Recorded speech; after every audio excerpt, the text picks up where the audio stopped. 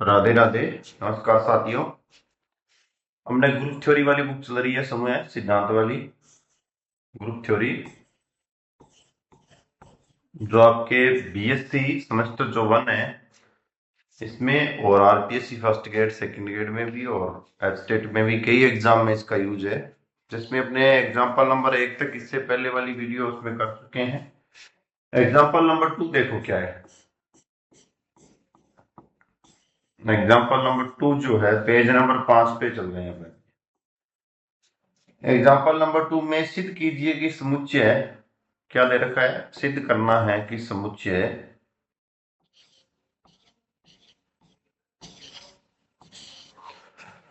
समुच्चय z belongs to c और z का मॉडुलस 1 ये दे रखा है।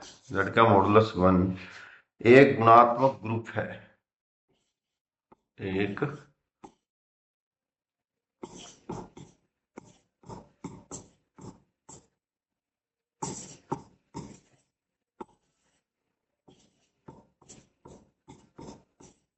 ये दे रखा है।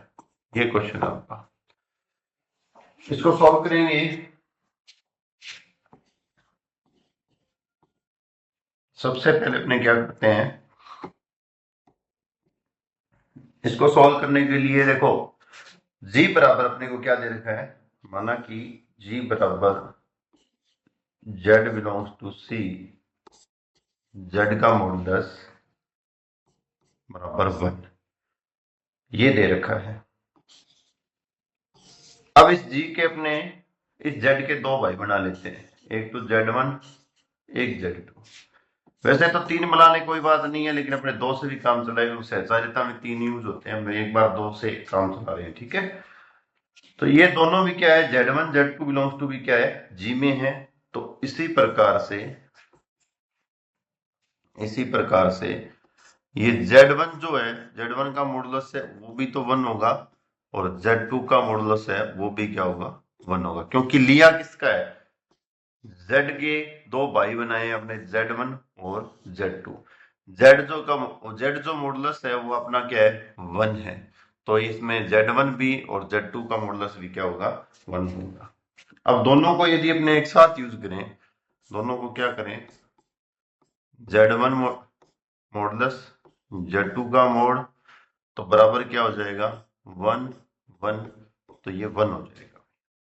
और यदि इनको कंबाइंड लेके करेंगे, z1 का और z2 का दोनों का एक साथ लेके करेंगे, तो यहाँ एक प्रॉपर्टी यूज हो जाती है, फिर भी ये 1 ही होगा। और यदि ये दोनों भी फिर z1 z2 भी बिलोंग्स टू किसमें से होंगे, g में से, मतलब ये एक कंडीशन बन गई, g की सक्रियता बन गई है। यहाँ एक नियम लग रहा है भाई, क्या लग रहा है, z1 z2 का मॉडुलस हो तो उसे अलग अलग भी लिख सकते हैं, पहले z1 का कर सकते हैं फिर z2 का कर सकते हैं। मैंने किया क्या सुनो, z के दो भाई लिए, ठीक है, जो z का मान था वो दोनों भाइयों में एक एक मान दे दिया उनको, दोनों को एक साथ मल्टीप्लाई किया तो एक एक का मल्टीप्लाई करने पर क्या आ गया, एक आ गया। और यदि आपने दोनों को अलग अलग, ये देखो प्रॉपर्टी क्या कह रही है कि दोनों का साथ में यदि मॉडुलस है तो दोनों का अलग अलग भी हो सकता है। पहले यहाँ दोनों के अलग अलग मोड थे, दोनों के साथ होने के बाद में एक आ गया। तो z1 और z2 दोनों के दोनों किस में है, g में है। तो यहाँ क्या हो गया अपने पास, g गुणा सहक्रिया के लिए संवर्त है। ये अपनी पहली जो प्रॉपर्टी थी वो पूरी होगी, जिसे अपने द्विचारी संकेतता में संवर्तता वाला गुण बताना था, अर्थात कि इस जेड मॉडुलस के यदि कोई भी साथी लेंगे तो वो भी इसमें होने चाहिए। मैं बार बार बता रहा हूं आपको वीडियो के, जैसे ए बिलोंग्स टू जी है और बी बिलोंग्स टू भी जी था, तो दोनों ए बी भी उस जी में ही होनी चाहिए। ये कंडीशन मैंने यहां प्रूफ की है। क्वेश्चन करने से ज्यादा क्वेश्चन को समझने पर ध्यान दें। भी क्वेश्चन एक ही क्वेश्चन आप करो तो बहुत है, बाकी इसमें सारे ये क्वेश्चन कर लेना, एक एग्जांपल नंबर 3 कर लेना, बाकी सारे क्वेश्चन ऐसे ही चलेंगे। अब देखो पहली प्रॉपर्टी, पहला भाई आ गया अपना जीवन, क्या आ गया, जीवन आ गया अपना पहला भाई। क्या कह रहा था जीवन, जीवन में अपने कंडीशन की सहचारिता, सहचारी वाली बात थी। क्या कह रहा था कि ए स्टार भाई साहब जी, बी स्टार भाई साहब जी, सी, और इक्वल ए स्टार बी स्टार सी। अब मैं क्या कर रहा हूं, उसी जी में वो जो z का मॉडुलस था जो अपने को एक दे रखा है, उसी जी में मैं उनके जीवन और एक सेकंड में एक ही साथ में बना देते हैं सबको, उसी जी में G1 G2 और G3 तीन बाई ले लिए। तो G1 का मॉडुलस 1 है, G2 का मॉडुलस भी 1 है और G3 का मॉडुलस भी 1 है। गुणन सहचारिता के लिए आप लगाओगे तो ये प्रॉपर्टी इक्वल ही आएगी। वैसे इतना लिखना ही है, ज्यादा कुछ बताना नहीं है। करके क्या बताओगे, यहाँ 1 1 1 1 लिखने के बाद वही आ जाएगा। तो आप Z1 का मॉडुलस, Z2 का मॉडुलस, Z3 का मॉडुलस तीनों की तीनों क्या लोगे, 1 1 लोगे। तो आपके ये सहचारिता वाला नियम क्या करेगा, ये पालन कर देगा भाई। तीनों यदि आप 1 1 ले रहे हो, जैसे Z1 का मॉडुलस 1 ले रहे हो और Z2 का मॉडुलस भी क्या आ रहा है आपका 1 आ रहा है और Z3 का मॉडुलस भी आपका 1 आ रहा है, तीनों के तीनों मान आप इसमें रख के चेक कर लेना गुणा के लिए। तो क्या आएगा, सहचारिता मतलब पहला नियम पालन करेगा। अब एक बात बताओ, सहचारिता यदि पालन करेगा तो कौन सा ग्रुप हो गया है, यहां तक आपके पास सेमी समूह है या सेमी ग्रुप हो जाता है। जब जीवन की प्रॉपर्टी सोल्व हो जाती है तो ये क्या हो जाता है, सेमी सेमी समूह है, सत्य हो गया। ध्यान रखना, ये नहीं लिखना है, ये मैं एक्स्ट्रा लिख रहा हूं, ये नहीं लिखना है। क्वेश्चन के एग्जाम में आए तो इतना ही लिखना है, एक बार जो मेरे सामने बोर्ड पे लिखा है ये लिखना है। इसके बाद में आपके पास G2 कंडीशन आएगी। क्या आएगी, G2 कंडीशन। G2 कंडीशन क्या कहती थी, मोनोइड बनाना था, उसमें क्या था, तात्समिक। क्या बोल रहा था, तात्समिक होना जरूरी है। तो कंडीशन के हिसाब से क्या है, तात्समिक अवयव होता क्या है, वन ही होता है। तात्समिक होने के लिए क्या होना चाहिए, वन ही होना चाहिए। तो वन तो इसमें पहले से ही दे रखा है, लेकिन कंडीशन में लिख के बताता हूं, ई स्टार ए बराबर ए स्टार ई बराबर ए। ये था मोनोइड का नियम G2 वाला। मैंने सिर्फ नियम लिखा और यहाँ दे क्या रखा है, तात्समिक। पहले तो बताओ, Z का जो मॉडुलस है वो तो एक है और गुणन सक्रियता के लिए E का मान क्या होता है, एक होता है। रख के चेक कर लो, तात्समिक अवयव यहाँ एक, मल्टीप्लाई गुणा कर देता हूं क्योंकि, और Z का मान लगाओगे तो भी एक, एक इंटू एक और फिर एक इंटू एक करके एक। ये लो, तात्समिक वाला नियम भी पालन कर रहा है। आप डायरेक्ट भी लिख सकते हो, जरूरी नहीं है जैसे बुक में लिख रखा है एक का मॉडुलस एक, एक बिलोंग्स टू जी, जी का गुणन सक्रियता के तात्समिक है। आप ये नियम लगा के भी लिख सकते हो, जेड का मॉडुलस 1 है और ई का मान 1 होता है, किसके लिए, गुणा के लिए, किसके लिए, गुणा के लिए। ऐसे भी लिख सकते हो।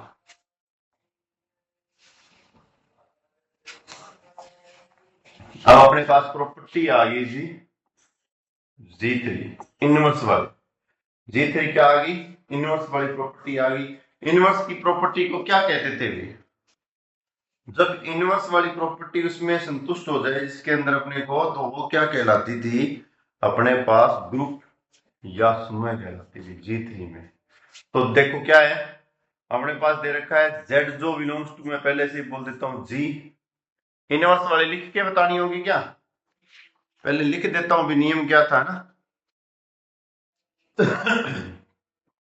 लिख लो, ए स्टार ए इनवर्स बराबर ई और ए इनवर्स इंटू या स्टार ए, ये कंडीशन थी।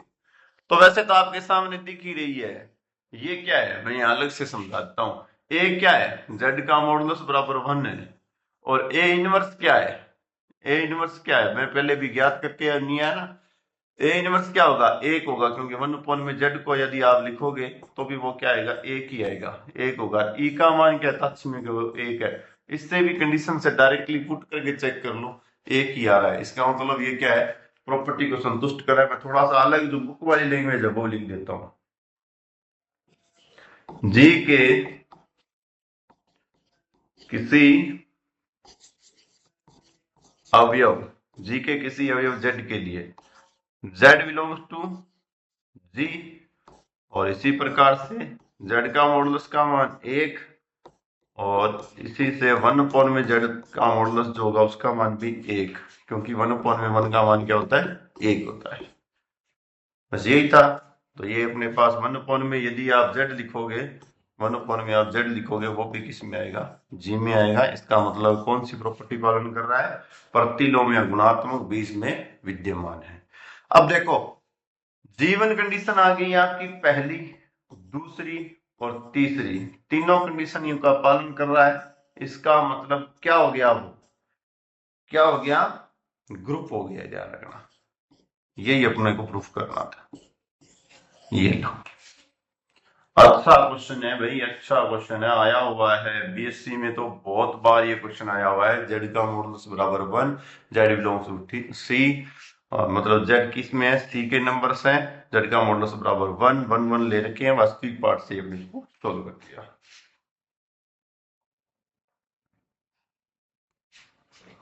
अच्छा क्वेश्चन है, अच्छा क्वेश्चन है, बहुत अच्छा क्वेश्चन है ये। अब चलते हैं अपने क्वेश्चन नंबर 3। ये भी बहुत बार आया हुआ है अभी सेमेस्टर वालों के लिए, तो अच्छा क्वेश्चन है, इंपॉर्टेंट क्वेश्चन है। एग्जाम्पल नंबर 3 क्या है? सिद्ध कीजिए कि इकाई के, सिद्ध कीजिए कि इकाई के एन, एन और एन में मूल्यों, एन और एन में मूल्यों का समुच्चय, एन और एन में मूल्यों का समुच्चय गुणा के लिए, गुणा के लिए परिमित, गुणा के लिए परिमित आबेली समूह है। ये बात बतानी है। अबेली है, इसका मतलब क्या है? क्रम विनिमय तत्व वाले सारे के सारे अबेली है। क्वेश्चन पढ़ते ही समझ लो, अबेली है इसका मतलब कंडीशन G1 भाई साहब, G2 भाई जी, G3 और G4 चारों के चारों बताने हैं। 4G डाटा तक लेके जाना है भाई। चलो सॉल्यूशन की पर बात करते हैं। सबसे पहले क्या है? एनवें मूल दे रखा है, तो एनवें मूल को लिख देते हैं 1 में 1/n।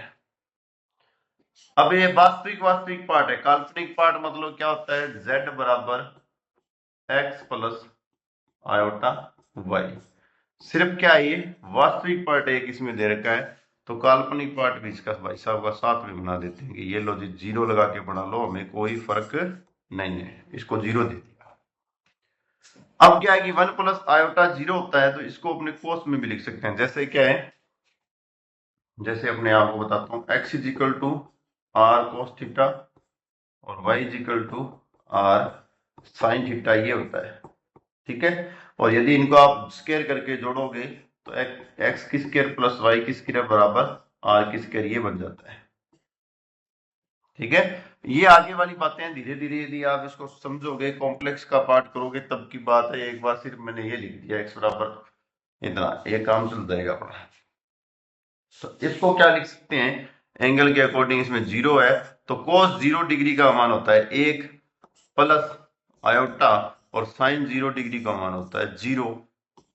साइन 0 डिग्री का मान होता है 0। मैंने जैसे लिखा है 1 का मान, ये 1 का मान cos 0 डिग्री पर 1, और साइन का मान 0 डिग्री पर क्या होता है? 0। 1/n ऊपर था, उसको ऊपर ही लगा दिया भाई। अब इसको क्या करते हैं? एंगल के अकॉर्डिंग लगा देते हैं। एंगल में लगाएंगे तो cos क्या होता है? 1 कहाँ होता है अभी? cos का मान 1 जो होता है, ये देखो cos का मान, cos का मान जो 1 होगा वो होगा 0 डिग्री और 180 डिग्री में।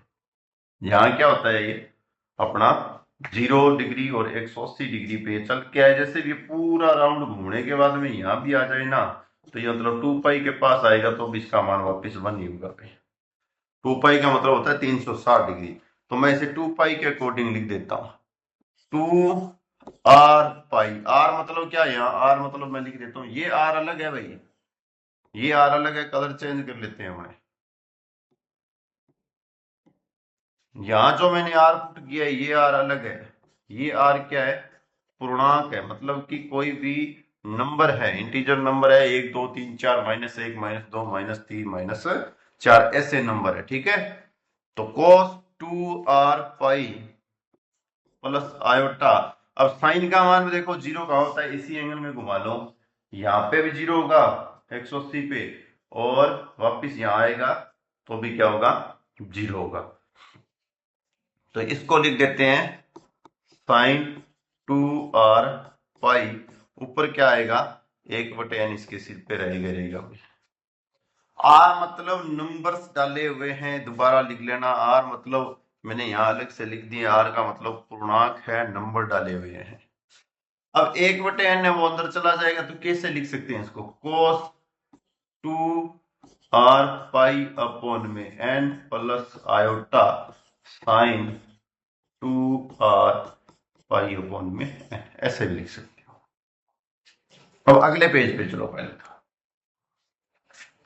अब एक बात याद रखना कि ई की आयोटा थीटा को 11वीं क्लास में पढ़ के आए हो आप, ई की आयोटा थीटा को cos theta plus iota sine theta लिखा जाता है, अलग से इसे नोट कर लेना। उसके बाद में अगली लाइन शुरू होगी, कौन सी लाइन, जो मैंने आपको लिखी थी, 1/1 अपॉन में बराबर 1 प्लस आयोटा 0 1 अपॉन में n बराबर कोस का 2r पाई अपॉन में n प्लस आयोटा साइन का 2r पाई अपॉन में n। ये इसी से देख लो क्या है, कोस थीटा मतलब एंगल ऊपर जाएगा ई के, तो मैंने एंगल ऊपर भेज दिया है ई के, ये लो, कुछ भी किया नहीं है। थोड़ा साफ लिखूं क्या भाई, ज्यादा साफ तो लिखा नहीं जाएगा, ज्यादा साफ तो सिर्फ बोर्ड ही साफ हो सके। आयोटा 2r पाई है क्या, 2r पाई अपॉन में n, ये लो, ये से पूरे को ब्रैकेट में कर दें, बात तो वही आएगी, कोई दिक्कत नहीं। अब क्या करना है अगली लाइन, क्योंकि अपने e की आयोटा 2r पाई अपॉन में n का तो पार्ट नहीं बना सकते हैं, इसको पार्ट बनाने के लिए क्या करना पड़ेगा, e की आयोटा 2 पाई अपॉन में n, नंबर को मैंने छोड़ दिया, r क्या थे, नंबर थे, नंबर को मैंने छोड़ दिया, r में क्या है, नंबर है, उन नंबरों को आप कैसे भी लिख सकते हो, 1 0 1 2 3, जैसे चाहो n इज इक्वल टू -1 तक जितने चाहो उतने नंबर आप लिख सकते हो, उनको मैंने छोड़ दिया। इसको क्या मान लिया मैंने, थीटा भाई साहब मान लिया, थीटा मान के इनके n मूल्यों का समुच्चय बना दिया, इनके n समुच्चय बनवा दिए भाई, सम्मिश्र मूल्यों का समुच्चय, मतलब कि एक क्लास बना रहा हूं, इसकी एक मैंने क्या कर रहा हूं, मातृभाषा में एक कक्षा बना दी, तो कक्षा क्या बनाऊंगा, जी इक्वल टू पहली कक्षा में एक, दूसरी में थीटा खुद आ जाएगा, तीसरी के अंदर थीटा के ऊपर स्क्वायर, चौथी क्लास के अंदर, मतलब अलग अलग मैंने इनके लिए सिस्टम बना के थीटा की n-1 तक यूज कर दिया। अब इसमें से क्या करेंगे, अगले पेज पे चलते हैं, समझने पड़ेगा, जो मैंने 1 थीटा थीटा स्क्वायर थीटा की 3 थीटा की n-1 बनाया है, उनमें से अपने a और b जो है दो व्यक्तियों को उठाएंगे, वो क्या है, जी में है, वो क्या है, बंग जी में है, सिद्ध होने की बात। तो अपने ले रहे थे n के ऊपर, तो a की n है, तो पहला अपने पास 1 है, उसको भी 1 मान लेते हैं भाई, पावर n लेके सोल्व करना है, क्योंकि n में मूल ज्ञात करने हैं, a के ऊपर n है, मतलब कि जो मैंने जी इक्वल टू, यहां देखो चले बोर्ड पे मैंने जी इक्वल टू 1 थीटा थीटा की स्क्वायर ऐसे करके थीटा की n-1 लिखा है, उसमें से पहला व्यक्ति जो क्या है, जिसके ऊपर a की n लगाई मैंने, तो वो भी 1 है, और b के ऊपर n लगाई वो भी 1, दोनों को 1 लिया, और a b की n, a की n b की n बराबर 1 लिख दो, कोई दिक्कत नहीं है, बड़ा प्रूफ हो गया है एक लाइन। क्या प्रूफ हो गई है, ए बी भी इकाई ली है मैंने, एन लिया, तो ए बी भी इकाई का एनवा मूल है। ए बी भी इकाई का एनवा मूल है, जो A B C A B दोनों बिलोंग टू किसमें है, जी में है। कारण यदि मैं यहां से क्या करूं, इस थीटा को ले लूं, e की आयोटा 2 पाई बोल में n, तो ये तो क्या करेगा, अलग अलग जगह अलग अलग काम करना शुरू कर देगा। इससे अच्छा है इसको पूरे को मैंने थीटा मान के एंगल के अकॉर्डिंग आगे चलेंगे, तो वो उसी के अंदर ही प्राप्त होंगे। मतलब कि संवर्त जो है, संवर्त वाली बात है, मतलब क्या हो गया, ए और बी दोनों के दोनों साथ में जी में होने चाहिए। ये बात मैंने प्रूफ कर दी। अब तक इतनी लाइन प्रूफ हुई है। ध्यान रखना, सहचार्यता भाई साहब जी को तो अलग पड़े हैं, उनके ऊपर मत जाना। यहां तक सिर्फ यही प्रूफ हुआ है कि जी गुणा के लिए, जी गुणा के लिए संवर्त है। ये इतनी लाइन प्रूफ हुई है। अगले पेज पे प्रूफ करेंगे कौन सी प्रॉपर्टी, G1। अब इनको प्रूफ करने की जरूरत नहीं है, लिख देते हैं, जितना अपने को पता होता है वो उतना लिख दो, बहुत है। क्या है, सहचार्य, सहचार्यता, और ये अभी ध्यान रखना, सहचार्यता। सहचार्यता के लिए क्या करना है, अपने को इसमें दे रखा है कि सहचार्य प्रूफ करके बताना है जीवन। तो प्रॉपर्टी लिखते हैं सबसे पहले, तो भाई ये तो अपने रट लो कि जहां सहचार्यता आ जाए वहां भाग के इसको लिख देना है। लिख दिया, इसको लिख दिया। इसका मतलब है कि मैंने a बिलोंग्स टू क्या माना है, a का मान इससे ऊपर वाले जो पीछे वाला किया है, यदि उसमें n लेके चलो, चाहे आप कुछ भी लेके चलो, तो a की n बराबर 1 लिया था, b की n बराबर भी 1 लिया है, तो यहां c की n बराबर भी 1 ले लो। तीनों को यदि आप इसमें लिखोगे तो ये क्या होगी, आपकी प्रॉपर्टी सहचार्य होगी। इसका मतलब सीधा का सीधा डायरेक्ट लाइन लिख देना, सहचार्यता, आगे नियम, उसके बाद में लिख देना सम्मिश्र मूल गुणा के लिए सहचार्य। जैसे बुक में लिखा हुआ है वैसे आप लिख सकते हो। समझाने के लिए मैंने आप बोर्ड के सामने ए की एन, बी की एन, सी की एन तीनों 1 1 है, लगाओ, पुट करो, आंसर आ जाएगा। सम्मिश्र मूल गुणा के लिए, सहचार्य।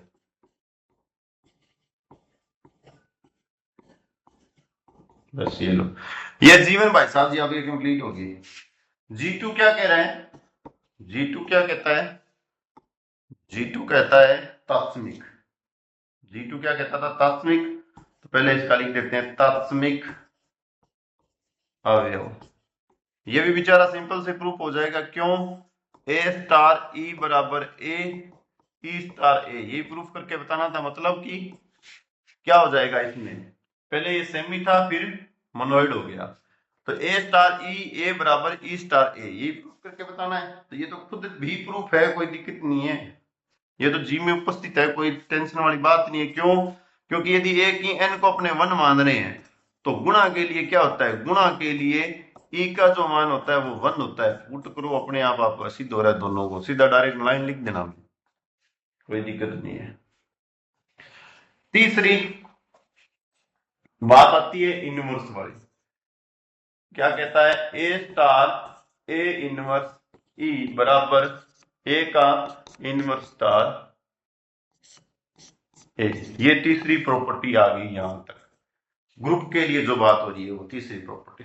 इसमें क्या करना है कि जो थीटा भाई साहब है, जो थीटा है, थीटा की आर है, उसमें क्या है अपने पास, इसकी वैल्यू 0 से शुरू होती है, आर लिख के आया हूं मैं, ध्यान रखना, n-1 यहां तक रहती है भाई, n-1 तक रहती है, क्योंकि जी में जो वैल्यू थी वो क्या हो रही है, 1 थीटा, थीटा किसके चलते चलते चलते थीटा की n-1, ये चीज अपने करके आए। तो जी में ऐसे अवयव भी होंगे, इसके साथ साथ जो ये जी में है, ध्यान रखना क्या है, ये अवयव जो है ये जी के अंदर है, अपने लिख दो यहां, जी में यदि ये जो अवयव है ये जी में भी है, ये लाइन इसी की है भाई, मिटा के लिखूं क्या? मिटा के लिख देते हैं। इन जी के जी में अभी सिद्ध हो जाएंगे। जी में यदि कोई अवयव और थीटा आर, इससे आगे ये 0 से less than equal R less than equal N minus R, सामने मैंने आपको बता दिया इसकी वजह से। तो एक ऐसा अवयव भी इसमें विद्यमान होगा, इसके साथ एक ऐसा अवयव विद्यमान होगा जो कि थीटा एन माइनस आर का भी होगा। थीटा एन माइनस आर भी इसमें क्या होगा? उपस्थित होगा। ध्यान रखना, उपस्थित हो सकता है, कोई दिक्कत ही नहीं है। अपने ले क्या रहे हैं? आर की तो वैल्यू ले रहे हैं ना, 1 2 3 4 5 6 7 8 9 10। तो क्या दिक्कत है? भी आ सकता है वो एन माइनस आर भी उसमें आ सकता है, कहाँ टेंशन है, आ जाएगा। तो इसको सोल्व करेंगे तो थीटा की एन माइनस आर और थीटा आर बराबर थीटा की एन बचेगा, और थीटा की एन को क्या कहते हैं? 1 कहते हैं भाई।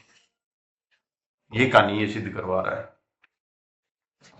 थीटा की आर में आर के मान दे रखे थे, एक थीटा 1 थीटा 2 थीटा 3, थीटा की एन माइनस आर तक लेना था अपने पास, वो ले लिया। ये बोल रहा है कि थीटा की आर यदि एक जी का अवयव है तो उसके अंदर थीटा की एन माइनस आर भी उसी का अवयव होगा। तो थीटा की एन माइनस आर और थीटा की आर दोनों का मल्टीप्लाई करो, क्योंकि ये क्या कहता है? ए स्टार ए इनवर्स। यहां देखो, यहां ये गोला बना है, यहां इसी के कारण इन दोनों का मल्टीप्लाई किया तो थीटा की एन बच गया, और थीटा की एन अपने पास पहले से क्या है? 1 होता है, तात्समिक है। तो इसमें क्या है? इनवर्स या प्रतिलोम अवयव भी विद्यमान है। अगली लाइन पे चलो। जी भाई साहब जी कहते हैं क्रम विनियमितता। ठीक है, जी भाई साहब कहते हैं क्रम विनियमितता। तो जी भाई साहब जी, क्रम विनियमितता आपकी होती है ए स्टार बी बराबर बी स्टार ए।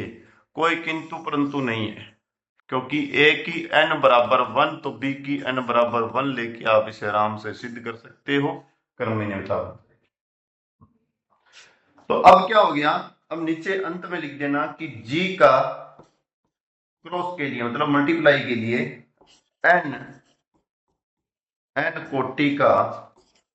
कोटि का एक परिमित, मतलब जिसे काउंट किया जा सकता है। आपने काउंट कर रहे थे, देखो 1 2 1 2 लेके एक परिमित आबेली ग्रुप है, ये लिखना है आपको। दोबारा बता देता हूं, ये क्वेश्चन सिद्ध हो गया है आपका।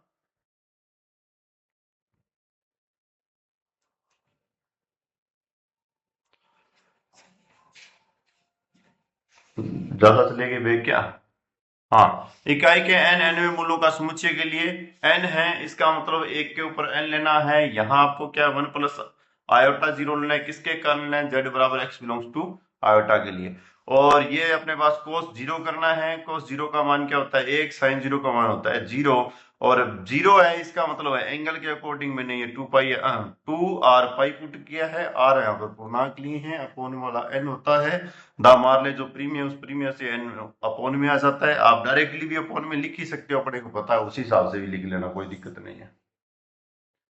इसके बाद में क्या किया है? इसके जो एंगल थे हमने ई की आयोटा 2 पाई एन कैसे लिखा है? क्योंकि ई की आयोटा थीटा का मान cos theta plus iota sine theta होता है, उससे लिखा है, जिसे एक नॉर्मल थीटा मानकर उसके अलग अलग पार्ट बना लिए। इन पार्ट में से अपने एक एक चीज लेके, जैसे ए की एन बराबर 1 बी की एन बराबर 1 लिया, जो कि जी में उपस्थित है, जिससे ये सहवर्त है। उससे अगली वाली बात है, उसमें अपने पहले G1 प्रॉपर्टी लिया है, फिर G2 लिया है, और फिर G3 और G4 लेके इसको सिद्ध कर दिया भाई।